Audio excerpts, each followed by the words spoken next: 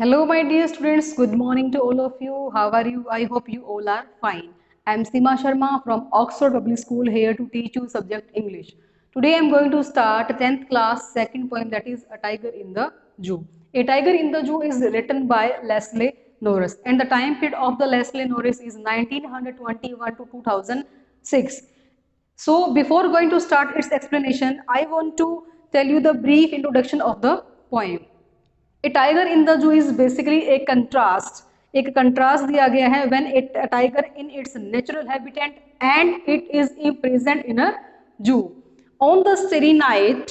एक जो है वो तारोबरी रात में जो है a poet sees that a tiger is imprisoned in zoo and he is very helpless. He is moving here and there because he is locked in a concrete cell.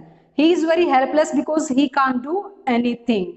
And the poet thinks, and poet is very pity for the tiger.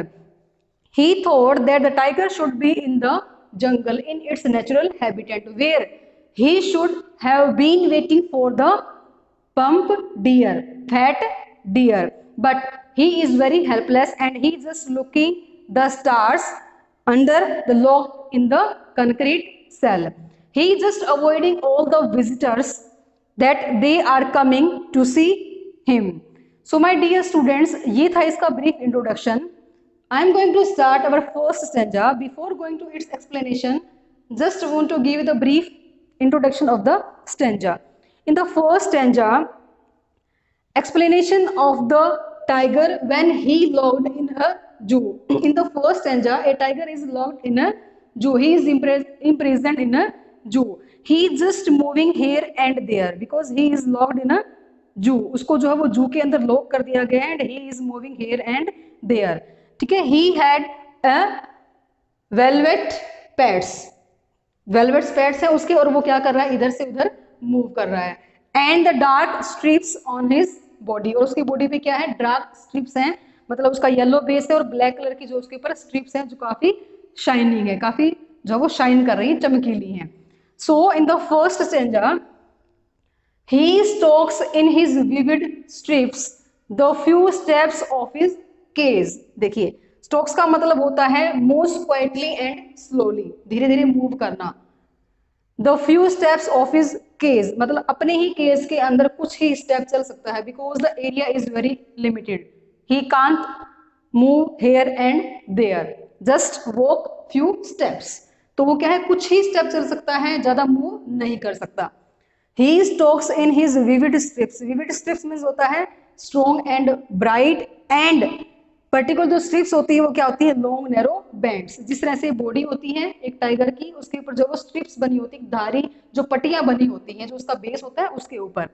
The few steps of his cage, अपने ही पिंजरे के अंदर कुछ step इधर से उधर चल सकता है, मूव कर सकता है.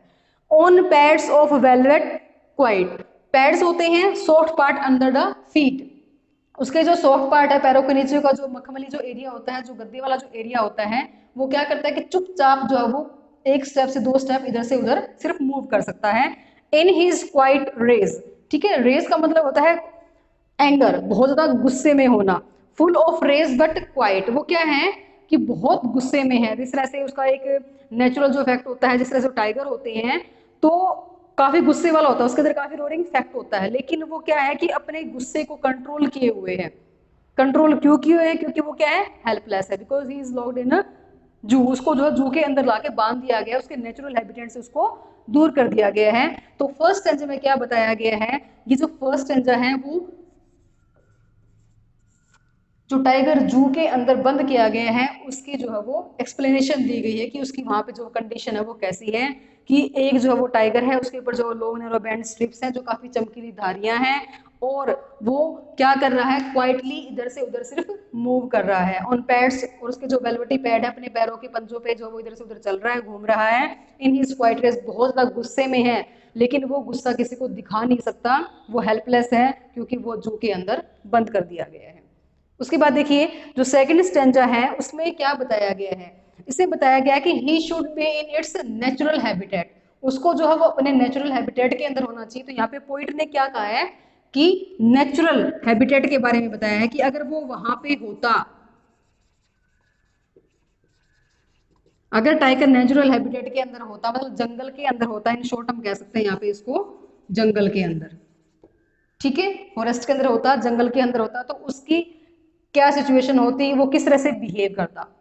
ही should be lurking in shadow. Lurking का मतलब होता है lying under in order to attack. देखो कि जो उसका नेचुरल जो फैक्ट है कि वो जो है वो शेडो मतलब छाया के अंदर बैठ जाए और वेट करे कि उसका जो है वो खाना आने वाला है। ही should be lurking in shadow sliding through long grass. अब देखिए स्लाइडिंग का मतलब होता है मूविंग वेरी स्लोली, कि अपना जो वो शिकार लेने के लिए, ठीक है, कि जो डियर है, हिरण है, वो वहां पे आएंगी पानी के पास, और वो क्या करेगा कि शेडो के नीचे, छाया के नीचे आराम से बैठ जाएगा और धीरे धीरे मूव करते जाएगा, और जैसे वो डियर, जो प्लम डियर वहां पे आएगा और उसको क्या कर लेगा, कैच कर लेगा। सो ही शुड बी देयर, उसको वहां पे होना चाहिए, लेकिन बाय डिफॉल्ट बाय मिस्टेक उसको कहाँ पे बंद कर दिया गया है, उसको जू के अंदर बंद कर दिया गया है। तो सेकंड स्टैंजा में बताया गया कि जंगल में होता तो वो क्या करता। He should be lurking in shadow sliding through long grass, वो जो है वो अपने शिकार के लिए वहां पे वेट कर रहा होता। Near the water hole, water hole क्या होता है कि जहाँ पे सभी जो वाटर बॉडी होती है, जहाँ पे सभी जो आपके एनिमल्स हैं वो क्या करने आते हैं, पानी पीने के लिए इकट्ठा होते हैं, पानी पीने के लिए आते हैं। वेयर प्लम्प डियर पास, तो देखिए फैट, प्लम का मतलब होता है फैट, तो वो क्या करेगा कि वेट करेगा कि मेरा जो है वो शिकार आने वाला है, मतलब अभी जो प्लम्प डियर आने वाला है और वो उसके ऊपर क्या करने वाला है, अटैक करने वाला है।